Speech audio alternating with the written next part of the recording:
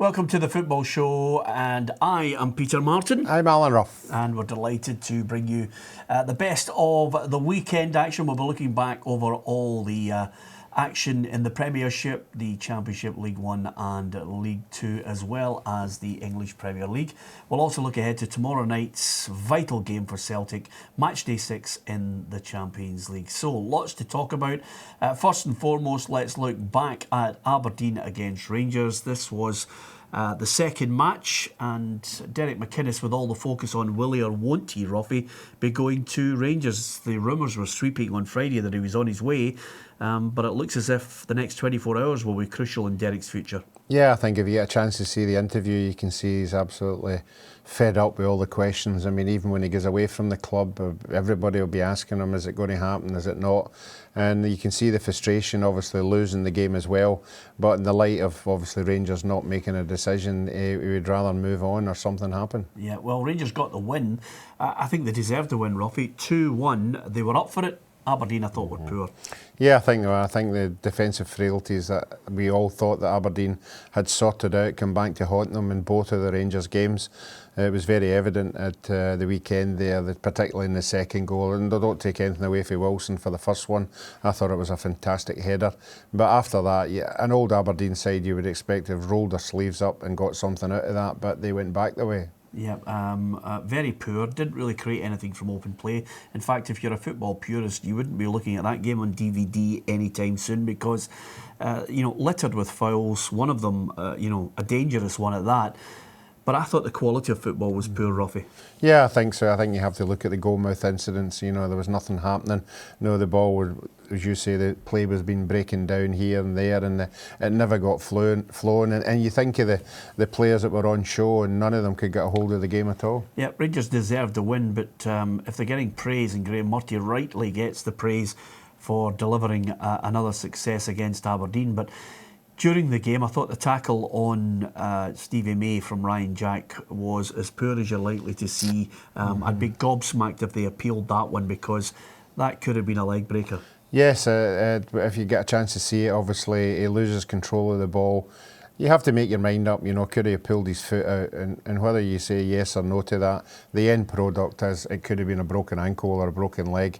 So for me, Willie Collum acted very quickly, and I thought it was a red card. Yeah, this is what the Rangers interim boss, Graham Murty, had to say about it.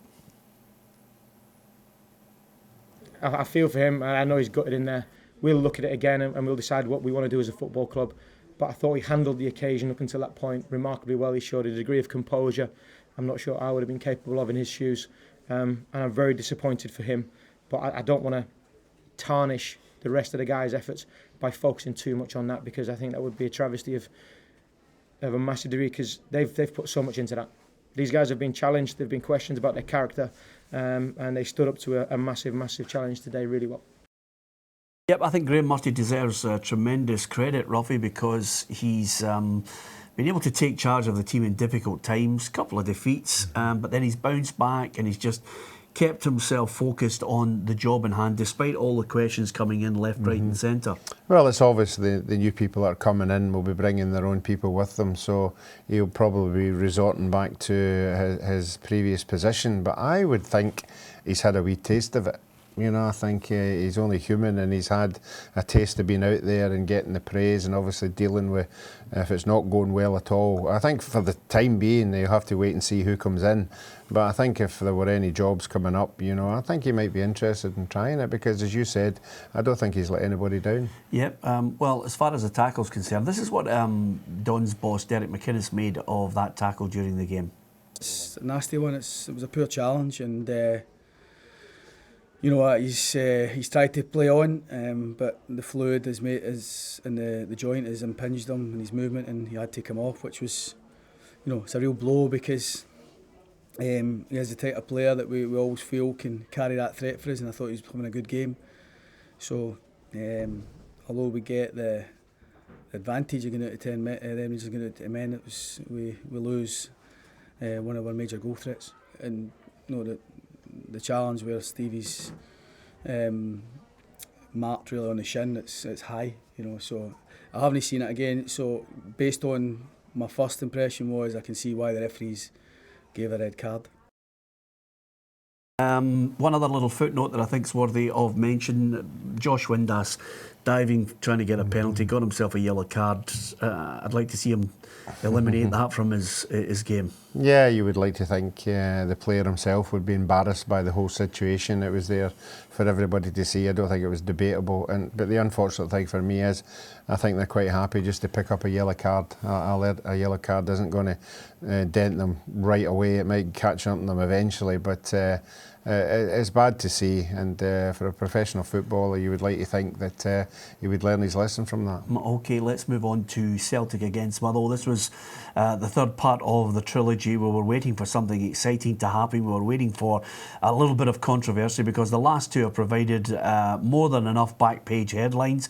It didn't quite live up to it, Roughie, did it? No, it didn't. I mean, Celtic again showed that strength and depth, again with the young striker coming on and getting a hat-trick.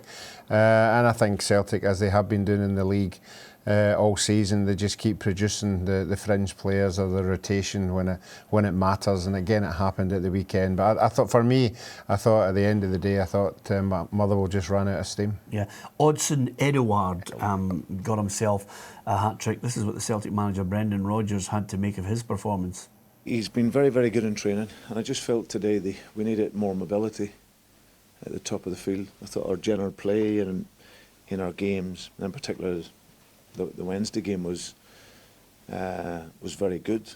But to play against our centre halves, I felt we needed more movement in front of them and in behind them, and so we decided to go with Odsonne, and as good a performance as you'll see, for a young player that age, had everything in his game. Talk about his movement. It's a real complete performance by a big talent who's been unfortunate not to have had more game time, but he's really settled in now.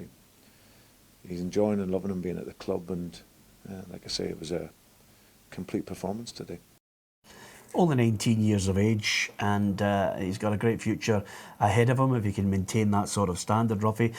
He's been mentioned as being in the running for the squad for Tuesday night, but I think Dembele's fit, Beaton's back.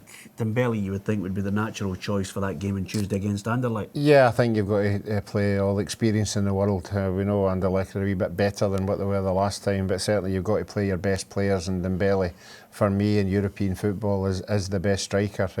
He's already showed last year that he can get goals at this level, so I think, yeah, he'll be the number one. Didn't quite work out for Motherwell. This is what their manager Stephen Robinson made of what he described as a game that provided a huge learning curve. It's a lesson learned. It was always going to be a hard task for us, but I felt some of our boys just turned up expecting nothing today, which is a disappointing thing, because I certainly didn't, and we certainly didn't set them up like that. But we did. When we landed on the ball, we didn't keep it, and we lost second balls. We lost the fight and the battle, which was the biggest disappointment. We always expect Celtic to have good possession of the ball and create chances with the calibre of player they have. But we got out fought in the first half. Second half, we showed what we were about. For 20 minutes, 25 minutes, we made a game of it. And as I say, when they bring Armstrong on, and who else did they bring on? It was another top class player, I know that. But you're right up against it, because you leave yourself a little bit open, and we have to. We could have set in and taken a 2-0 or 3-0 defeat, but that's not the way we work. OK, from Celtic's 5-1 win over Motherwell, Tynecastle, everyone still going there, wondering when Hearts are going to provide them with their first home win since moving back there with the main stand. Completed in parts, but there's still a bit of building work going on inside that stadium. In the end, it was Hearts 1, Hamilton Accies 1. Accies worthy of the point, possibly more, Roughie? No, I think a point would have been a good result. I think when Hearts had 11 men, I think they were just the better side. But again, Hamilton, all credit to Hamilton. They just dig in there, they go for the 90 minutes, they keep believing they'll snatch something. Obviously, the player getting sent off fell into their favour, and they capitalised on it, and good luck to them. And if you're a Hearts fan, you think Bobby Madden had a howler. If you're a Hamilton Accies fan, you think he was maybe okay. I don't think he had a howler. I think all the incidents that he got right, the sending off, there was a couple of incidents later on. I thought the Craig Levein one he got right as well. And do you think he'll get more? Do you think he'll get a bit of punishment for his you touched on attitude? He started clapping the referee. That might be looked frowned upon. The Austin McPhee one, I think, was just a joke. It was just a joke. But I think he will be to blame for that, and when he should have returned the ball, obviously he's trying to waste time. But I thought the two players, him and the player, just sort of fell into each other. I don't see where Craig Levein saw it was a rugby tackle. You know, I think you'll have to have another look at that one. Yeah, much ado about nothing. Hearts now still without a win in 6 games. Motherwell, Dundee and Celtic next up at Tynecastle. 3 home games still to come, but the Jambos fans just wondering when they're actually going to move up a couple of gears. Hasn't happened quite yet. So from there, Partick Thistle against Hibs. I look at Hibs and I think to myself, you know, the amount of points that they've dropped, they could be actually battling away, first and second there. Neil Lennon, certainly after the 1-0 win over Partick Thistle, mentioned the fact that he's fairly pleased with where they are in the league. I think we're ahead of target, I have to say. You know, I did think it'd be Celtic and then Aberdeen Rangers, and then it's a fight for the rest of the places, and you want to try and break into that second bracket. So we're there, giving ourselves a good chance nearly halfway through the season. So I think we're ahead of schedule, to be fair, but I'm more than pleased with the character of the team and the quality of the football we're playing as well. Are you impressed with them? I think you have to be impressed by coming up for the championship and where they are just now. I still think they've got a wee bit to go. I think the McGregor coming back at the weekend added a bit of steel in the back there. But getting back to my old team, Partick Thistle, I thought they had chances to get something out of that game. So I think Neil will be quite happy getting away and taking the 3 points. Yeah, I'm glad you mentioned the Jags because it's a huge month for them, something that the Jags manager, Alan Archibald, is more than aware of. Yeah, I think it'll be huge. We want to be, in getting into January, you want to be in touching distance or off the bottom anyway. So it's a massive month and we'll get 7 big games coming up.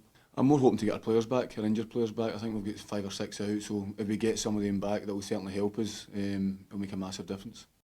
Killie, Motherwell and Dundee on the horizon. These games are where they have to pick up some points, Roughie, surely. Yeah, they're a must. At least 2 out of the 3. And it's not good viewing. You know, you look at the league table and there wasn't a gap before, but there now is a small gap, and if they don't take anything out of these games, you know, that gap could get bigger. So I think he knows the importance. I think he knows the importance of trying to get goals, you know, because obviously the more goals you get, the better it is. But Partick Thistle seem to be the one goal team just now, and sort of a holding on or trying to see out the game, and it never worked at the weekend. OK, Kilmarnock got 3 points at McDermott Park. Never an easy place to go. In the end, Eamon Brophy's goal was decisive in this one. But all the talk was about 4 players that Tommy Wright didn't have at his disposal. This was, of course, down to the fact that there was a crash on the A9, which delayed some of the players. It may well have affected the outcome of the game, but Steve Clarke said his players just got on with the job.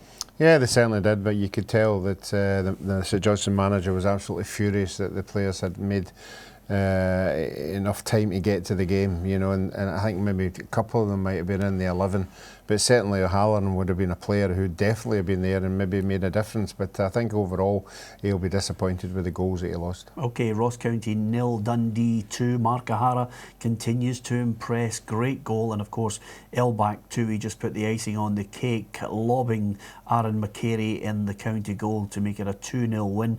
I think with players coming back and the message coming across from Neil McCann, they're starting to look as if they're coming out of the doldrums. Yeah, but what they're doing is just what I was saying with Partick Thistle, they're picking up points against the teams, you know, that you should pick up, and if you pick these up, you obviously draw away from them, and that's what Dundee are just doing just now. I like the young boy O'Hara. Last year I thought he was superb. You know, he obviously had a couple of injuries and he was out of the team, but he's back, he's scoring goals, and I always said he was a big one for the future. OK, Roughie, we're going to finish on that. That's the Premiership. Here's a look at the table for the top flight in Scotland. And I think from your point of view, one of your old teams, Partick Thistle, at the bottom of the table is always going to be a worry. But there's still a game in hand that they could claw back some points on Ross County. It's tight there from 11th place right up until 6th as well, Roughie. And of course, at the top end, Rangers, you just wonder if they'd picked up the points, you know, against the likes of Hamilton and Dundee, they could have been closer to Celtic. Yeah, they certainly could. You know, that would have been 6 points, you know, a point behind Celtic, but it wasn't to be. But I think all the teams could say that. Obviously, Aberdeen could say if we never lost the Rangers, we'd be so far clear of them. But no, I think all the teams where they're sitting just now, you know, we've heard Neil Lennon saying he's happy with where he is. I don't think Derek McInnes will be happy where they are now. Okay, let's switch our attention to tomorrow night's Champions League match. It's Celtic against Anderlecht, match day 6 in the Champions League. This one, if Celtic can avoid defeat, will secure European football after Christmas in the Europa League, which I think is basically what's always been on the cards since the start of this campaign. Paris Saint-Germain, Bayern Munich going through to the knockout stages. I can't see Anderlecht coming to Celtic Park and scoring 4 goals without reply. I can see Celtic winning it by the odd goal. Yeah, I think Anderlecht are a wee bit better than what they were when Celtic played them before, but I don't think they'll have improved that much. I think it's at home, as you said there. I think Celtic will get goals in them against the likes of Anderlecht, and I would expect them to win this one and carry on into the Europa with a bit of confidence. Okay, here's what Brendan Rodgers had to say today with regards to signing off in style in the Champions League. So they'll come to attack, I'm sure, and look to get a victory. And for us, that's also what we want. You know, we want to give the supporters a Champions League victory at home. You know, we've been in 2 campaigns now. This being the last game of the Champions League campaign. It's been absolutely brilliant. The supporters have been incredible for us home and away. But it'd be nice for us to finish this campaign with a victory at home and take us to 6 points, which would again show a great level of progress for us at this level. Yep, they get into Europa League, and I think they'll make a couple of signings in the January transfer window, Roughie, to strengthen them, not only for the second part of the SPFL campaign, Europa League, and with a view to those qualifiers in the summer. Yeah, well, I think if any Celtic fans are hoping for a new signing, it would be a centre-half. You know, I think if you look at the goals that they've lost in the group stages, a lot of them have been very, very poor. A lot of them have been good with the teams that they've been playing against, but I think Brendan would have to identify somebody, and that's the problem for me. If he's got to identify somebody better than Boyata and better than Simonovic. Now, both Simonovic cost what, 3-4 million. So that means that's exciting, but if he thinks he can get there and pick up another centre-half of international quality or European, then I'm sure the Celtic supporters will be happy with that. Okay, give me a prediction tomorrow night. I think Celtic will possibly win 2-1. Yep, I'm going to go with that as well. You might disagree with us. You can give us your view on the outcome of tomorrow night. You can give us your thoughts on your team's performance over the course of the weekend. Hope you enjoyed the show tonight. Don't forget, you can see longer versions of our programme on STV at 7:30 and 10:30, STV2, Monday to Friday, and not forgetting on a Saturday, we're on 2 till 6 on STV2 with the Saturday Football Show. From Roughie and myself, Peter Martin, thanks for watching.